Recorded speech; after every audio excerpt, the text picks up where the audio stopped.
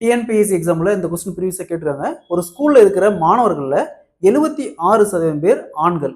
மீதமுள்ள 204 பேர் பெண்கள் அப்படின்னா, அந்த ஸ்கூல்ல மொத்தம் எத்தனை மாணவர்கள்னு கேட்குறாங்க. பெர்சன்டேஜ்ல இந்த மாடல் சம் கேட்டாங்களா எப்படி குயிக்கா சால்வ் பண்ணாத போகலாம். அதுக்கு முன்னாடி நம்முடைய அகாடமியில 2026ஆம் ஆண்டு வரக்கூடிய டிஎன்பிஎஸ்சி குரூப் 2, குரூப் 4 அதே மாதிரி குரூப் 1 அது மட்டும் இல்லாம டிபார்ட்மெண்ட் எக்ஸாமுக்கான கம்ப்ளீட் மேக்ஸ் அண்ட் ரீசனிங்க்கு தனியா online live classes and test batch போயிட்டு இருக்கு. கிளாஸஸ் பத்தி வேற ஏதாவது டீடைல் வேணும்னா மேல இருக்கிற நம்பருக்கு கான்டாக்ட் பண்ணுங்க. ஒரு ஸ்கூல்ல ஒரு குறிப்பிட்ட மாணவர்கள் இருக்காங்க. அதுல ஆண்கள் 26% பேர் அப்படிங்கிறாங்க.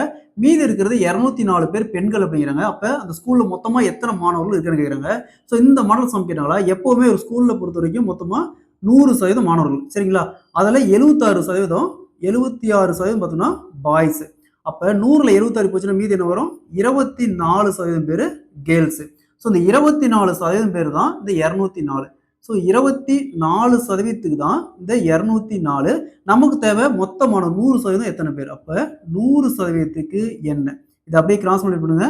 204 இன்ட்டு 100% வகுத்தல் 24%.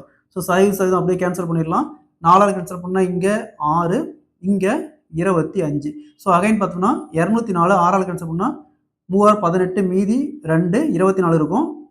4 24. So 34 into 25 is equal to 850. So இந்த ஸ்கூல்ல இருக்கிற மொத்த மாணவர்கள் எண்ணிக்கை பார்த்தோம்னா 850. Option C is the correct answer.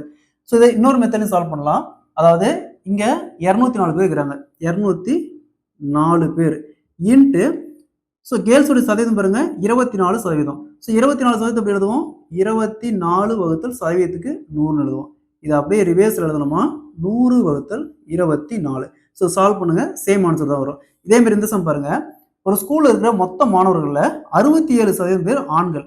மீதி இருக்கிற மாணவர்கள் 495 பேர் பெண்கள் அப்படின்னா மொத்த மாணவர்கள் என்ன கேட்குறாங்க. இதே மாதிரி இந்த சம்ம சால்வ் பண்ணிக்கிற ஆன்சரை கமெண்ட்ல போடுங்க.